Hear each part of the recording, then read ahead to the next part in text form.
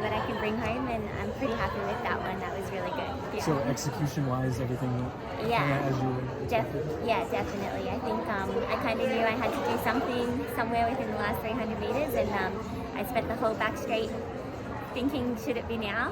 And then just going into the turn, I thought, you know what, I better try. And I just blocked my eyes on the back of Dureve and tried to run with Hedgie down. And I think I almost got passed back by Ellie at the finish line, but I'm really proud of that race. What fueled that optimism you had coming in, and what was it like to then follow up and kind of prove yourself right? I think just the training, like I've been doing things in training. I thought I was training really hard last year, and I was, but now it's gone to another level with another year of layering and just simplifying things down. Like they're running so fast at the front of these races, but just learning like, okay, I got to get really confident running 62 flat in training, and I've been doing both sides of that. I've been going over that, I've been going under that, and then I've been doing a lot of work at that zone. And, you know, just kind of having the confidence now that I can commit to 1,200 meters and have something left in the last 300, whereas previously I think I've gotten to 1,200, ran my entire race and just like ran on toughness the last 300. But now it's like fun to kind of get to 1,200, have a clear mind and think about trying to race to the finish line. Yeah. What's the Australian record goal? It's been a goal since Prefontaine last year.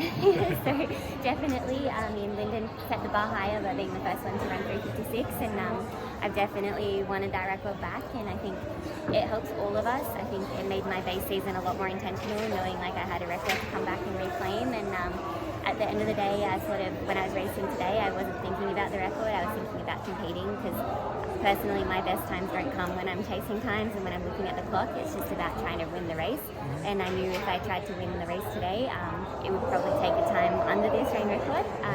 So yeah, I just committed to the race plan, and I think Ellie and I are both showing that we're pretty fearless when it comes to running at the front of these races and getting amongst the top women. And Laura's been doing that ahead of us for years now, and I think we're starting to see Ellie and myself believe that like we belong there too. Yeah. How do you approach these next couple months? Obviously, Australia, you've already qualified for Paris, but how do you approach these next couple months with Paris looming? Yeah, I think this was my little mini racing block. So I did Doha, done today, and I'm going to go to Oslo on Thursday night and run a 3,000.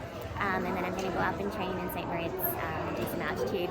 I have done altitude a few years ago, but not recently. So I think just committing to the grind of training. And I know from 2019, when I was a college kid coming out and the world's really late, I went to St. Moritz, and it kind of kept everything so fresh because it's so beautiful up there. So I'm excited to just go back to training in a place like St. Moritz, and then I'll pop down and do 2 1500s in July ahead of the Olympics. Yeah.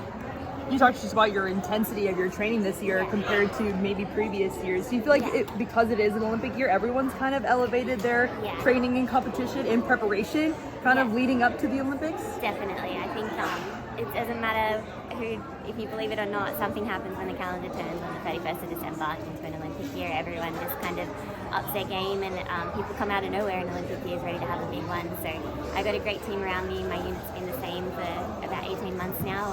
In terms of my two training partners, mainly Harry and Finn, and my dad and my husband and my family. I think we're just getting stronger each time we hit the track, and I just trust those guys so much, and I know that they're excited, and it's kind of nice to go to the start line and feel like I'm running for that team and representing all the hard work they put into. Extra bonus